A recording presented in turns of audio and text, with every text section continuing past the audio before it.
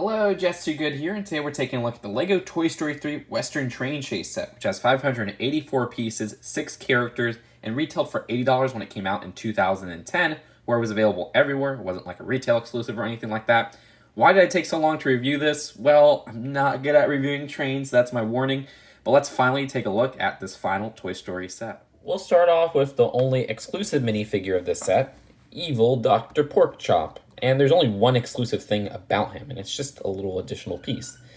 That bowler hat right there is not found in any other set. Now, mine may look a little bit dirty, but that's because it is a rubber piece, and that is just dust. But it is a regular accessory piece, so you could put that on LEGO Friends dolls if you'd like. It's kind of an interesting piece, and I wish they would have used it for more things. Other than that, though, this ham design is the same as the one in the Pizza Planet Truck to the Rescue, and there's not like any exclusive printing or anything there. And if you don't know how the ham minifigures work, they also have this little cork at the bottom where you could load up Lego coins in the slot and take them out just by taking out this cork. But the corks are very hard to take out, so I don't know if I'll be doing it, but yeah, it's stuck there. You get the point.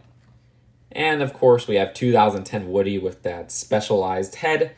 Woody did appear in quite a few sets just like this, with the RC set, also the Polybag, and there was Woody's Roundup, though he did appear in the Trash Compactor Escape with an exclusive design. So this is the most expensive Toy Story set and the most expensive way to get 2010 Woody.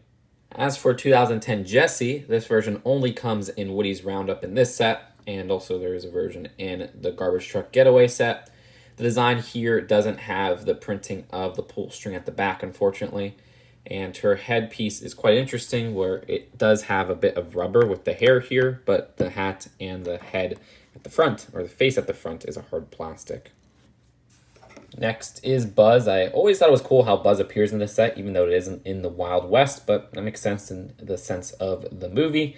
The design of him does have the original molded head, the body armor piece, which if you don't know how that works, there's just these two slots to fit these wings inside. The body armor piece also has a slot to fit this helmet, and they still use this design to this day. The only thing that's changed is some of the printing and, of course, the molded head.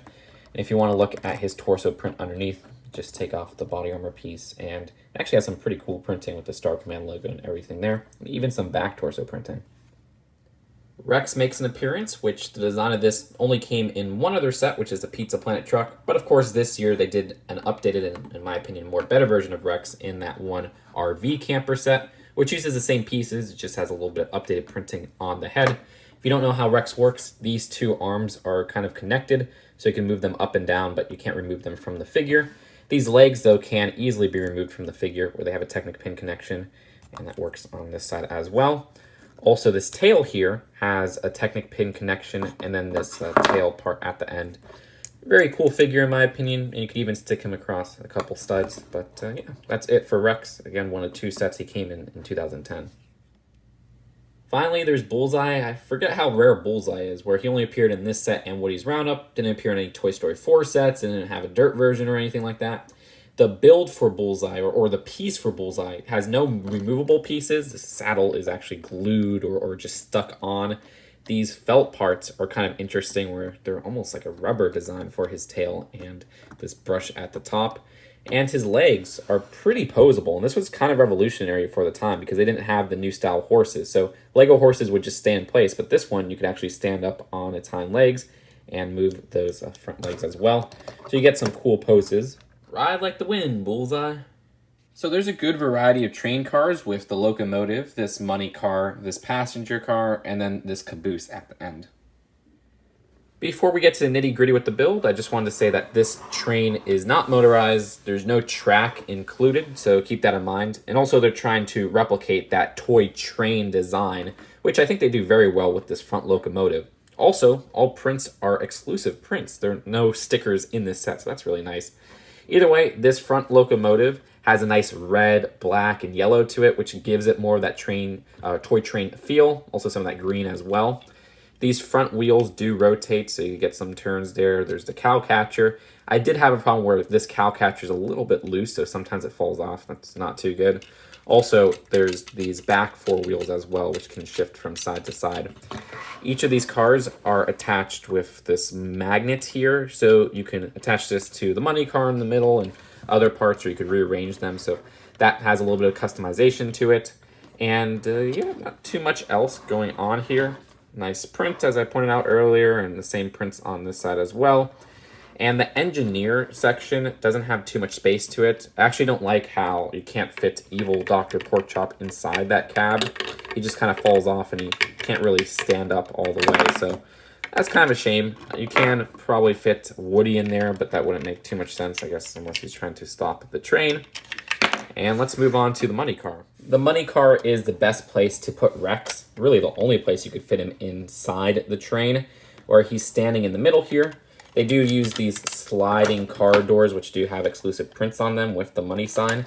These are okay, but sometimes they kind of get out of place with their positioning, and then it's very hard to attach them. This back one doesn't have any prints to it, unfortunately. And on the outside, there is actually the only play feature of the set, really, which is this trapdoor feature. And how that works is just make Woody or any of the other minifigures stand on this 2x2 tile, pull this piece, and sometimes they'll fall right through. It's not the smoothest play feature, and it kind of works as well as, say, these doors, where sometimes they'll get stuck, sometimes it will open.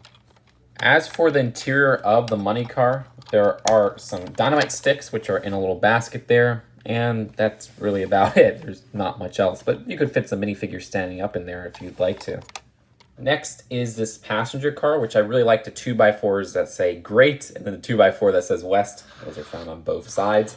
Very useful. I've seen that used in different situations. I also like the green and brown color scheme going on here. There's really not much inside. There's no seats or anything, unfortunately, and you could easily access it just by removing the roof there. And there's those two doors as well. But that's it for this car. And lastly, we have the Caboose. Nice 2x4 print as well with the set number on it. So that one is, I guess, a little bit less useful than the Great West one. And there's one on that side as well. And the inside, once again, does not have any seats, but you do have those doors there. I guess I didn't put seats because a minifigure like Woody would have his legs sticking out anyways if he was sitting down. But that is it for the Western Train Chase. Let's take a look at the packaging and then the final verdict. Since this is the biggest LEGO Toy Story set, this actually uses the $80 long box design. And on the back, isn't that the cardboard design from Toy Story 1? Not sure if that makes sense contextually, but hey, it's cute. As for the instruction booklets, dang, they've had some wear over time. You can see now they're getting kind of old and tanning up a bit. But the design at the end, I think, has an ad for, well, first Lego City, which I just kind of plopped in there. But, of course, we got an ad actually featuring a lot of the Wave 1 sets here. And then you got some of the Toy Story 3 sets. That's awesome. So overall, the Western Train Chase is a pretty good set. I think even back then, it attracted a lot of kids and probably introduced them to the world of LEGO trains. It's simple to build. It doesn't come with too many complex pieces, but there are some really nice pieces in here used for LEGO trains with all those nice prints as well. I do wish there was more exclusive minifigures. Like, it would have been cool to get maybe one of the aliens with the eye patch or something like that, but you do get that one evil Dr. Porkchop. With all that considered, I think this one is definitely one of the better LEGO Toy Story sets, and I know it's one that is beloved more so than some of those other ones because it does attract LEGO train fans. And that's it. I mean, I'm done reviewing every LEGO Toy Story set. When I started reviewing these back in, I don't know, the beginning of the year, I was in my old apartment, and I had a huge display, and you guys saw me updating that display constantly. But I've since moved, and honestly, I don't have a LEGO Toy Story display anymore. Will I make one? Well, I hope to, but I don't know if it's going to have every set like I did in the old apartment. Well, maybe I'll crack one out when Toy Story 5 comes out, because let's be honest, we know they're making that. But I just have to say thank you guys for joining me in this journey to kind of revisit something from my past, the LEGO Toy Story sets, and also share that, just, I guess, nostalgia with all of you guys and show you why I love these. I know they're not super popular for their molded heads or their simple builds or whatever, but they're something that mean a lot to me, so I hope that translated well with you guys watching this. I wish there was a cool display to end this on, but I think for now I'll put them back in the toy box, display some of the cooler ones. Maybe this one will make the cut. And then in the future, I could make a more dedicated display as I get more room. But more room is every Lego collector's dream. That's for man, sorry. That is it for now. Getting kind of emotional here. See you guys later. Peace out.